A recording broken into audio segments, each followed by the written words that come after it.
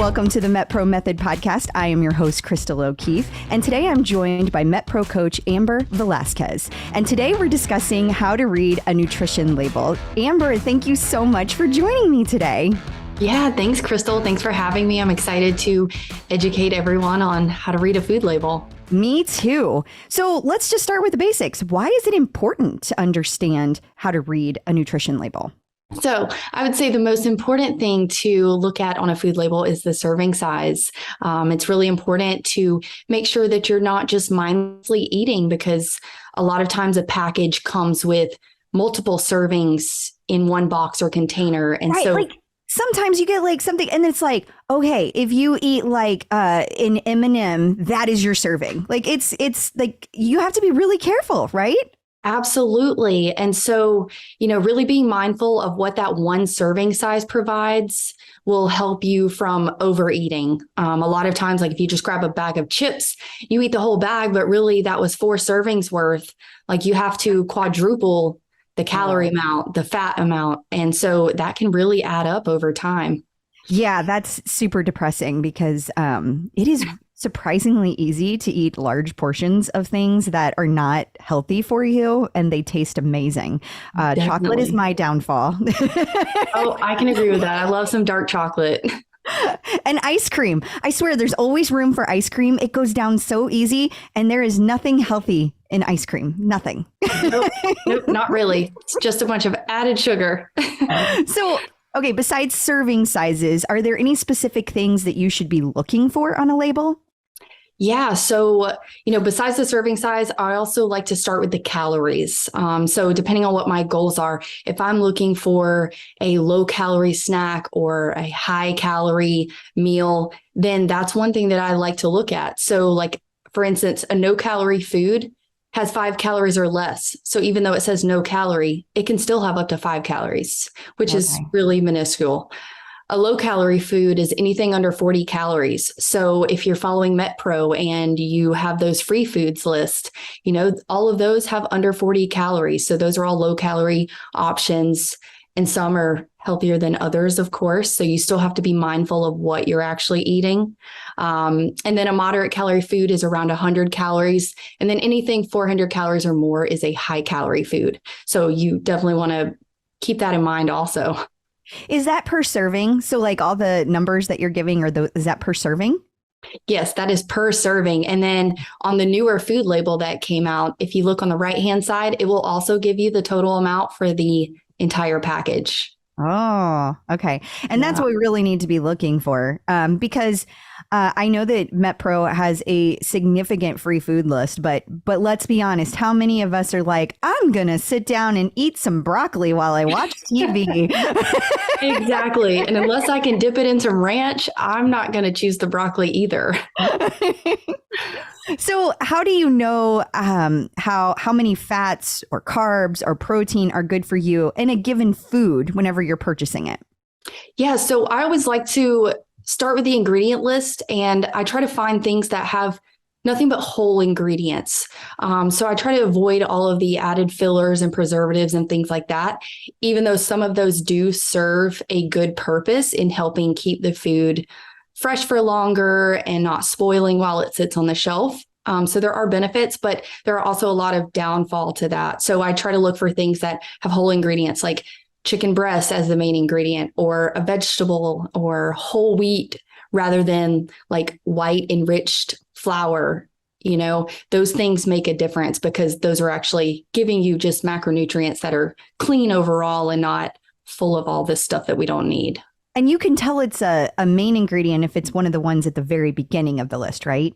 Right. So they list the ingredients from the heaviest weight. So if chicken is the main ingredient, but then you have like a sugar alcohol in the end, it's going to be at the bottom of that ingredient list. So it's really important to look at all of the ingredients, to determine what's actually in the food. Okay. And so are all carbs or should we be looking for something particular, or should we be looking for anything else? Yeah. So not all carbs are just carbs. So carbs includes sugars, starches, fibers, and they all have their own, benefits and cons with that.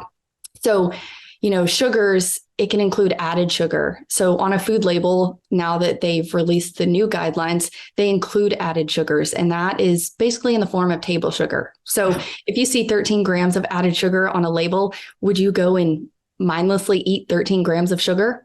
No, not if I was Not. paying attention. Yeah, exactly. It's so crazy because, and I'm really glad they added that to the new labels, because there are so many foods that they add sugars to that you would never guess. I mean, one of the ones that I talk about all the time is like spaghetti sauce or salsa. Like, who knew there was sugar in that? Like, you think tomatoes, right? Like, that's the Right. basic ingredient. And it might be the heaviest by weight, to your earlier point, but then they still add sugar in there. So you got to find ones that don't have sugar. So it can be like a scavenger hunt at the grocery store. Exactly. And that's where reading a food label really makes a big difference, because if you weren't looking at these food labels, think about how much added sugar you would be consuming daily. Like, Yeah. another one of my favorites is Greek yogurt. So I love Greek yogurt, but if you look at majority of the labels, they all have added sugar.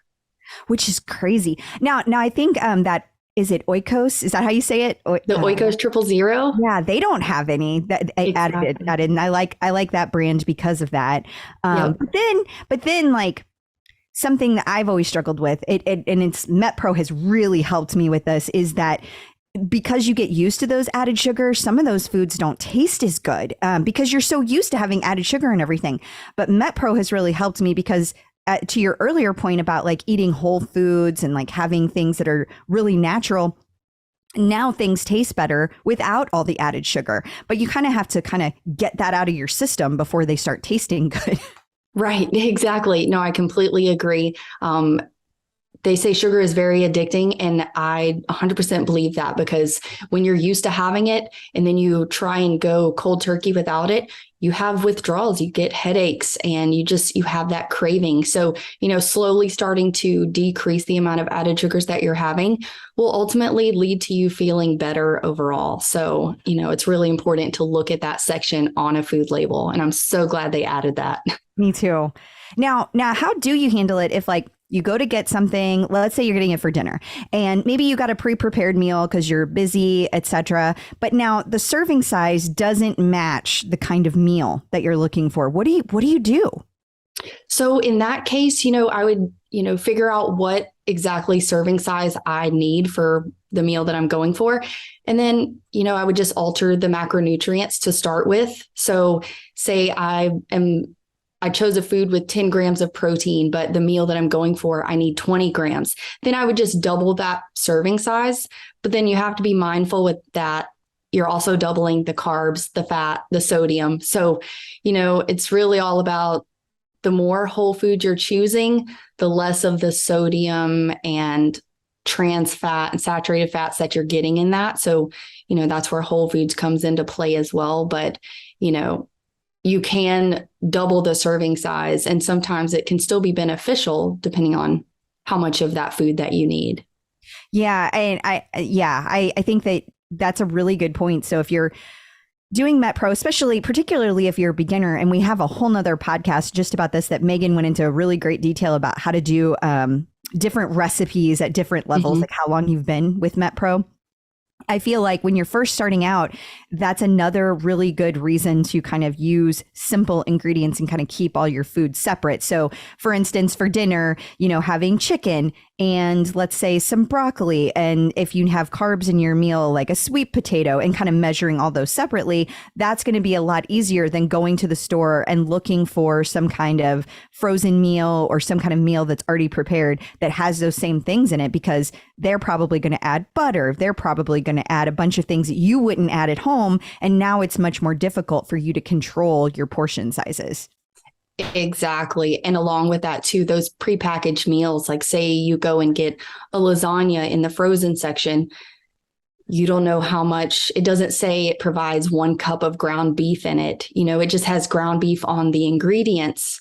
You don't know how much cheese is in it. It just lists it based on the weight of the item, but it doesn't actually give you portion sizes of each food. So that's why it's so much simpler. Just make your food at home, stick with simple ingredients. As you get more advanced, then you can start incorporating more recipes.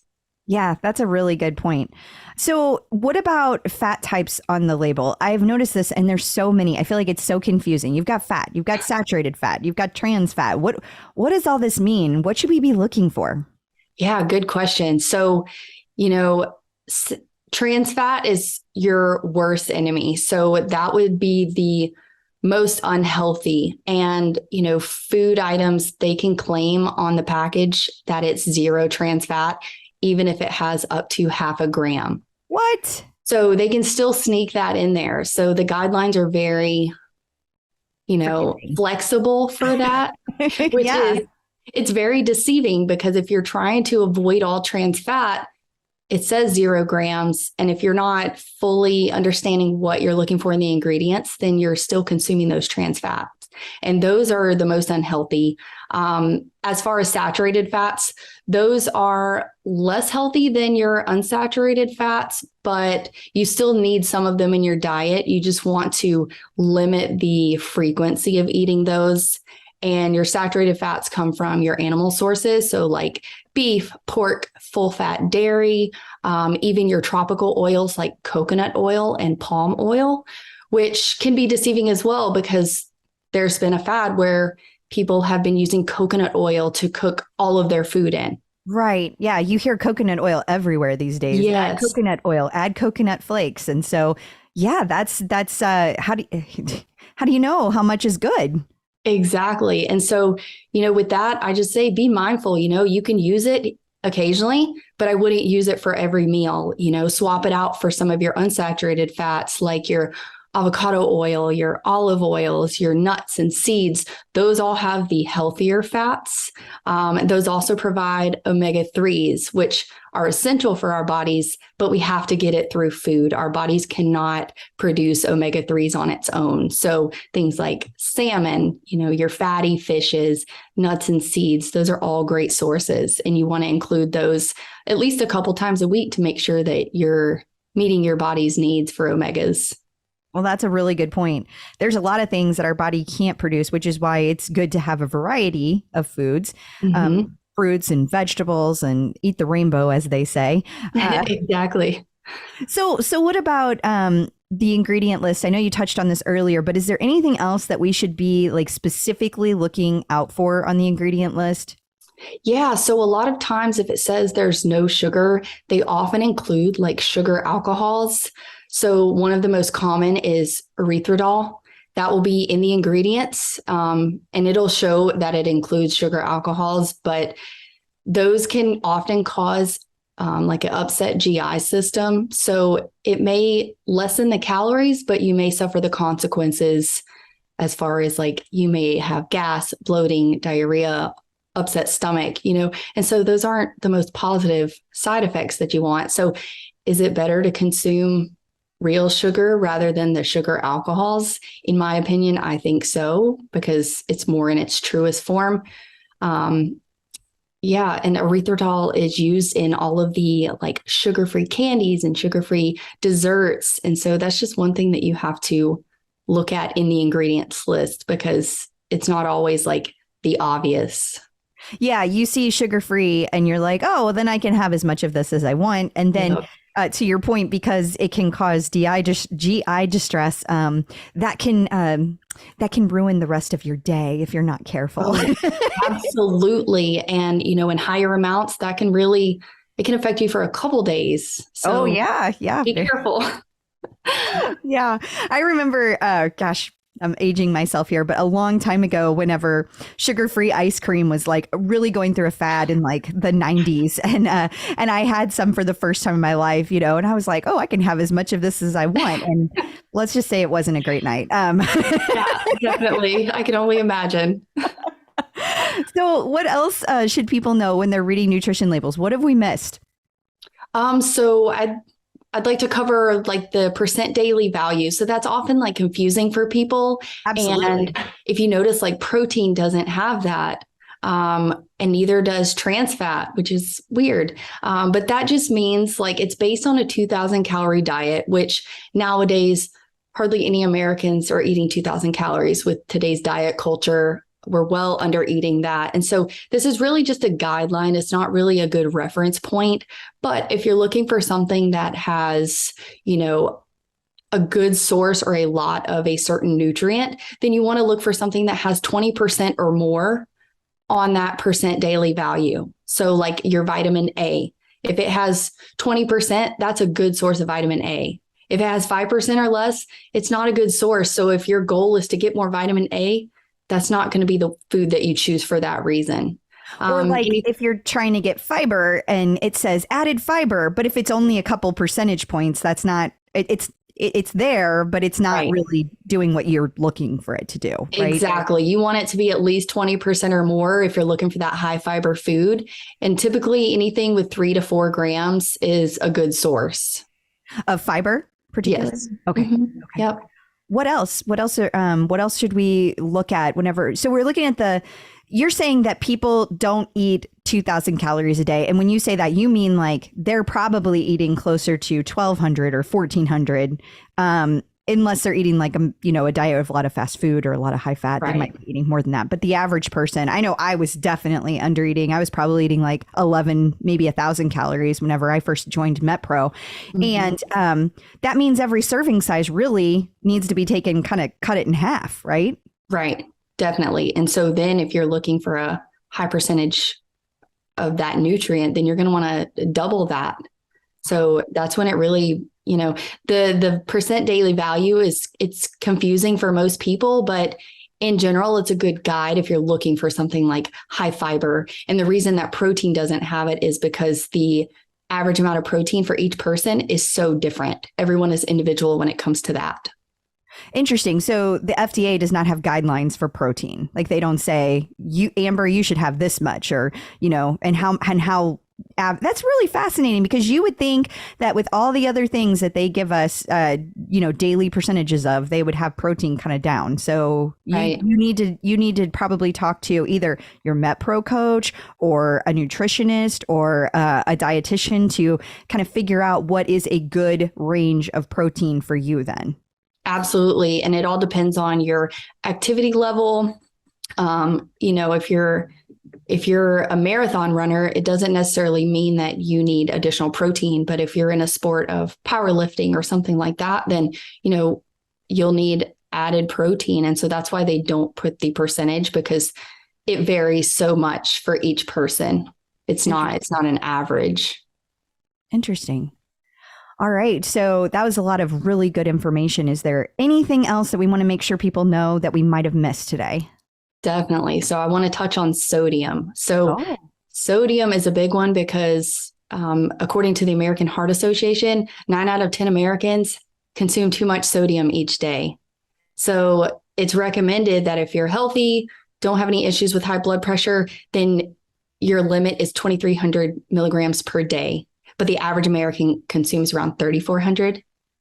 That's crazy. Crazy big difference, right? And so that often leads to things like hypertension, high blood pressure, and whatnot. So, and if you already have that, then they recommend that you only consume 1,500 milligrams per day. So looking at food labels is really important when it comes to that, because a lot of your prepackaged foods are higher in sodium. Like if you go and buy for instance, I used the lasagna earlier. If you go look at a lasagna label, it probably has at least half your daily amount already in that one meal. And so then if you go and have fast food later that day, you're well over your limit. And if that becomes a habit, that's when it really starts to affect your health overall. So be mindful of the sodium. That's one of the big takeaways from this. Wow. Yeah, that's really good advice.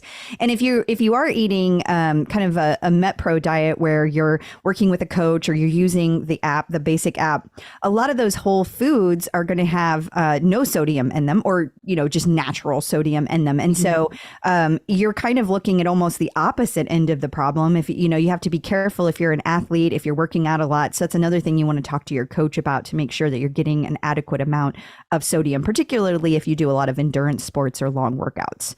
Absolutely. And if you're sweating a lot, we want to make sure that we replete your sodium levels.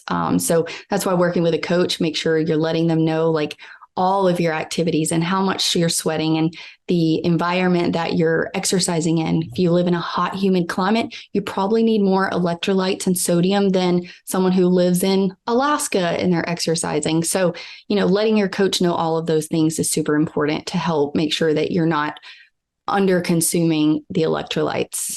Yeah, that's really good advice. Did we miss anything? I feel like you've got a really good list over there. I want to make sure we get it all. I think, overall, I mean, some of the minor things are the vitamins and minerals, but some of them have the daily value, and then some it's not even included. So you don't know exactly what you're getting, but that's why it's important to eat a variety of food and try and focus on your whole cuts of meat, your fresh produce, your whole grains. That way you are getting in all of your macronutrients and micronutrients. So all of the vitamins and minerals that aren't necessarily listed on the food label, but they're essential for your body. So variety is key. That is really good advice. Okay. So, and also I just want to add macronutrients for people who don't know, that's kind of looking at your fat, your protein, and your carbohydrates. But the micronutrients, those are what you were just talking about, like the salt. That's your different vitamins. That's all the other things that are parts of the macronutrients. That's why they call them micro versus macro. So just want to make sure, some people may not know what that is. So I want to spell that out. All right. Well, Amber, that was incredibly helpful. Thank you so much for your time today. I really appreciate it. Yeah, of course. Thanks for having me, Crystal. And I hope this helps in some way. I'm sure it will. I bet a lot of people will get some use out of this.